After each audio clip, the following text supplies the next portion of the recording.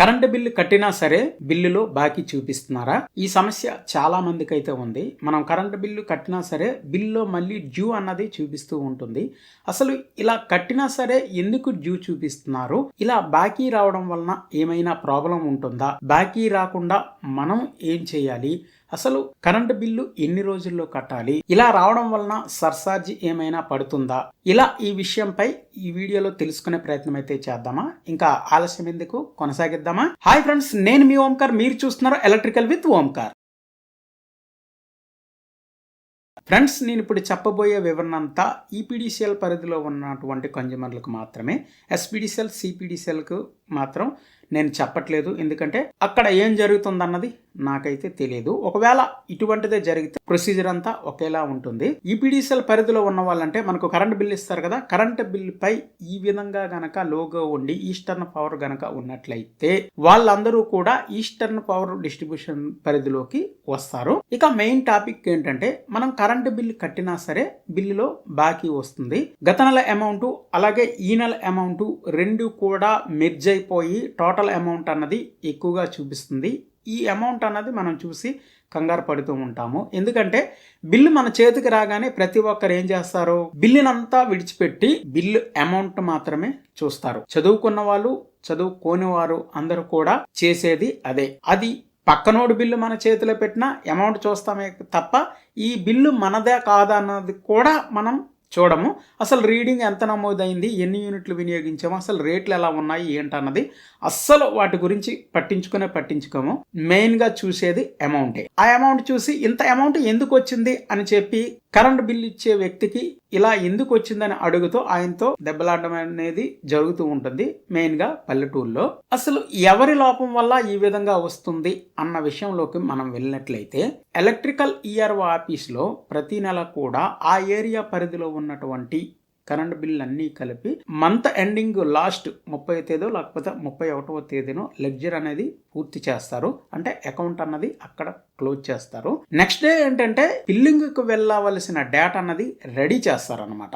ఈ రెడీ చేసినటువంటి డేటాను బిల్ తీసే వ్యక్తికి మొబైల్కు ఇస్తారు. అంటే వాళ్ళు డౌన్లోడ్ చేసుకుంటారు. ఈ డేటా అన్నది రెడీ అవ్వడానికి వాళ్ళ భాషలో ప్రిపరేషన్ అంటారు. ఈ ప్రిపరేషన్ ఎప్పుడైతే స్టార్ట్ చేస్తారో, ప్రిపరేషన్ లోపల ఎవరైతే కడతారో వాళ్ళకి క్లియర్ అయిపోతుంది. ప్రిపరేషన్ తరువాత కనుక ఎవరైతే పే చేస్తారో వాళ్ళు డ్యూ కింద బిల్లో ఉండిపోతుంది. అంటే అప్పటి వరకు ఏదైతే బాకీలు ఉన్నాయో అదే విధంగా ఆ డేటాతో బిల్ తీసే వ్యక్తులు మీకు బిల్ ఇస్తారు. ఆ డేట్ వరకు మీరు కట్టినట్లయితే.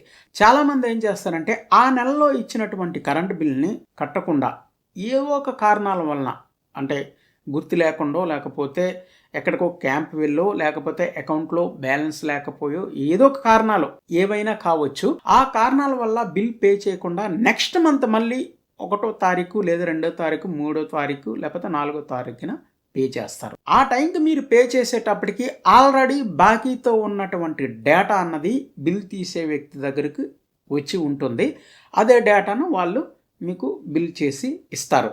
మరి ఇది అప్డేట్ చేయరా అంటే, ప్రెజెంట్ అయితే అప్డేట్ అన్నది చేయడం లేదు. మరి ఫ్యూచర్లో చేస్తారో లేదో తెలియదు. 1వ తారీఖున డేటా బిల్ తీసే వ్యక్తికి ఎలా వస్తుందో అదే విధంగా లాస్ట్ ఎండింగ్ వరకు, అంటే ఆయనకి ఇచ్చినటువంటి బిల్లులు పూర్తయ్యే వరకు ఆ విధంగానే డేటా ఉంటుంది. డేటా మధ్యలో మాత్రం అప్డేట్ అయ్యే క్వశ్చన్ అన్నది ఉండదు. అందువలన ఇవి బాకీ వస్తాయి. మరి దీనికి మేము ఏం చేయాలంటే, మీరు ఏ నెలలో ఇచ్చిన బిల్లులు ఆ నెలలోనే పే చేసేయాలి.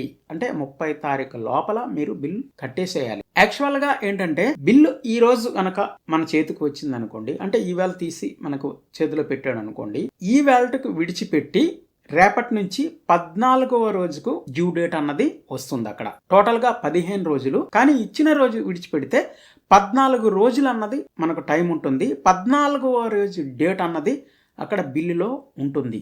ఎక్కడ ఉంటుంది? మీరు అమౌంట్ చూస్తారు కదా, అమౌంట్ కిందన మీరు చూసినట్లయితే అక్కడ డ్యూ అని రాసి అక్కడ డేట్ అన్నది ప్రింట్ అయి ఉంటుంది. తరువాత దాని కిందన మీరు చూసినట్లయితే డిస్క్ అని రాసి మరొక డేట్ అయితే ఉంటుంది.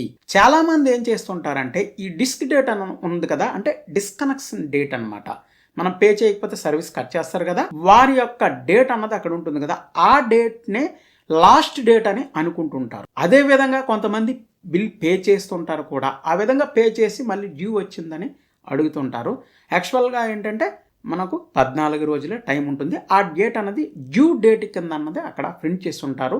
అమౌంట్ కిందనే ఉంటుంది అది ఒకసారి చూడాలి. మరి మనం చదవం కదా, బిల్ అన్నది ఒకసారి మొత్తం టోటల్గా చదివితే ఎవరికి అడగాల్సిన అవసరం ఉండదు, మనం ఎవరితో గొడవ పడాల్సిన అవసరం ఏమీ ఉండదు.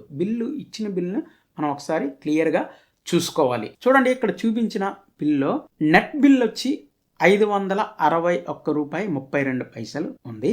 దాని కిందన చూడండి, డ్యూ డేటు 17/12/2024, డిస్క్ డేట్ అని ఉంది 2/1/2025 అన్నది ఉంది. ఇది కరెక్ట్గా అమౌంట్ కిందనే ఉంటాయి, కానీ అది మనం గమనించము. ఇకపోతే అమౌంట్ చూసి కూడా ఇంత అమౌంట్ ఎందుకు వచ్చింది అని ప్రశ్నిస్తామే తప్ప ఆ అమౌంట్ మీద ఉన్నటువంటి అమౌంట్ని మనం చూడము.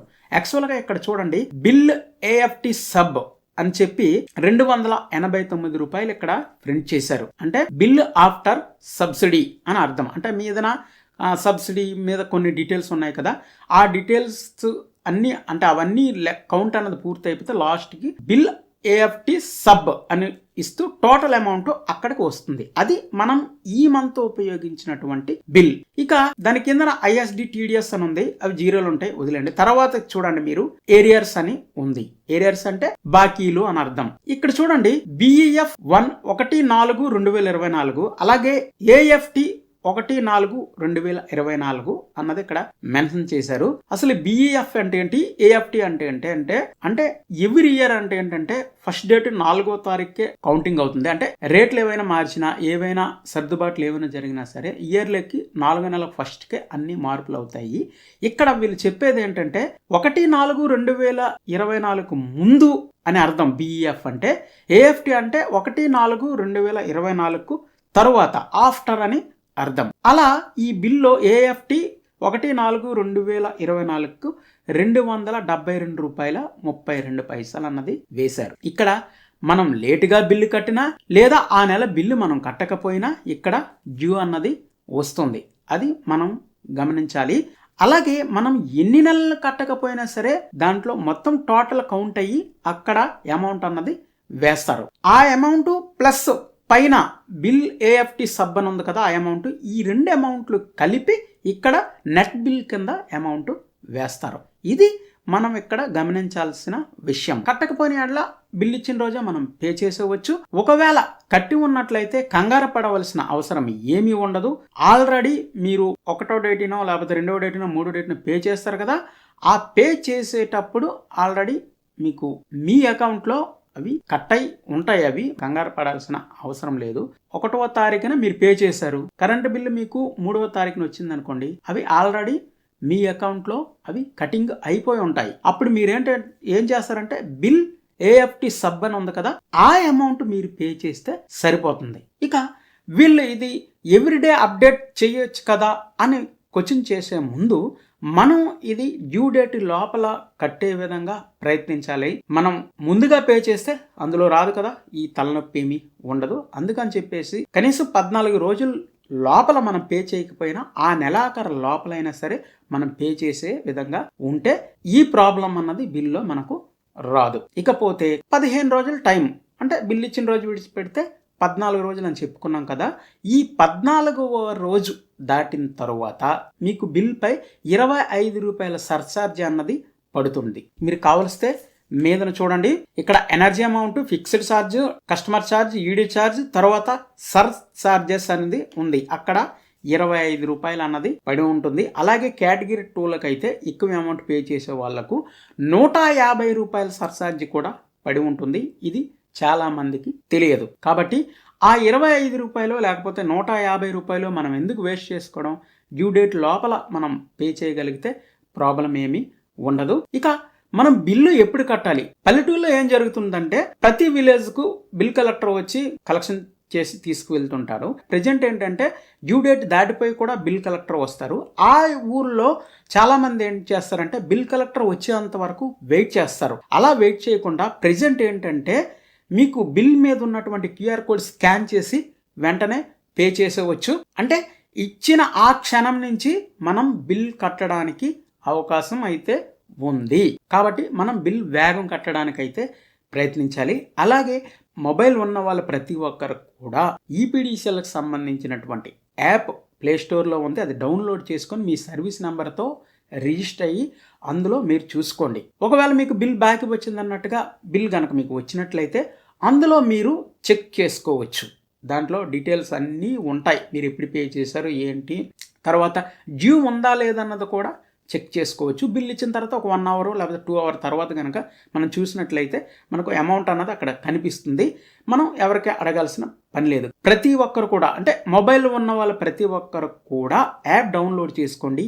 ఈ యాప్ వల్ల మనకు ప్రతి వివరణ అన్నది తెలుస్తుంది. ఫ్యూచర్లో ఈ యాపే అన్నిటికీ దిక్కు. ఎందుకంటే ప్రీపెయిడ్ మీటర్లు వస్తున్నాయి కాబట్టి యాప్ సహాయంతోనే అన్నీ తెలుసుకోవాలి. ఇలా బిల్ ఇచ్చే పరిస్థితి ఏమీ ఉండదు. ప్రీపెయిడ్ మీటర్లు అనగానే మీకు అనిపించవచ్చు ఈ తలనొప్పి అంత ఎందుకు, రీఛార్జ్ చేసుకుంటే అయిపోతుంది కదా అన్నది. అవి వచ్చిన తర్వాత ఆల్రెడీ కేటగిరీ 2లకు అంటే కమర్షియల్ పర్పస్ ఇన్స్టాలేషన్ చేస్తున్నారు. మన ఇంటికి వచ్చేసరికి మనం అది వినియోగంలోకి వచ్చేసరికి దాని సంగతి ఏంటో తర్వాత అది మనకు చూపిస్తుంది. అది వేరే సంగతి. దాని గురించి అయితే ఇప్పుడు నేను ప్రస్తావించదలుచుకోలేదు. ఫ్యూచర్లో దాని మీద వీడియో చేస్తాను. అలాగే ఈ యాప్ ఎలా డౌన్లోడ్ చేసుకోవాలి, ఎలా ఇన్స్టాలేషన్ చేసుకోవాలి, ఎలా రిజిస్టర్ అవ్వాలి అన్నది మన ఛానల్లో వీడియోలు ఉన్నాయి. కరెంట్ బిల్లుకి సంబంధించి చాలా వీడియోలు నేను చేయడం అయితే జరిగింది. ఒకవేళ కనుక మీరు చూడనట్టయితే, కొత్తవారు కనుక అయితే మీరు ఒకసారి ఛానల్లోకి వెళ్ళి చెక్ చేయండి. అలాగే లాస్ట్ ఎండ్ కార్డ్లో ఈ బిల్లింగ్ సంబంధించినటువంటి కొన్ని వీడియోలు పెడతాను. అక్కడి నుంచి మీరు చూడండి. మీకు యాప్ ఎలా ఇన్స్టాలేషన్ చేయాలి, ఎలా పే చేయాలన్నది అందులో ఉంది. మరి ఇది ఫ్రెండ్స్, ఈ వీడియో మీకు టోటల్గా అర్థమైందని అనుకుంటున్నాను. మీకు ఏమైనా డౌట్ ఉంటే కామెంట్ బాక్స్లో కామెంట్ చేయండి. ఇక వీడియో నచ్చినట్లయితే లైక్ చేయండి ఫ్రెండ్స్. అలాగే ఈ విషయం చాలా మందికి అవసరం కాబట్టి వెంటనే మీ ఫ్రెండ్స్ అండ్ ఫ్యామిలీ సర్కిల్లో షేర్ చేసేయండి. ఫస్ట్ టైం కనుక ఈ ఛానల్లో ఈ వీడియో చూస్తుంటే సబ్స్క్రైబ్ చేసుకోండి. మరొక వీడియోతో మళ్ళీ కలుద్దాం ఫ్రెండ్స్. అంతవరకు బాయ్.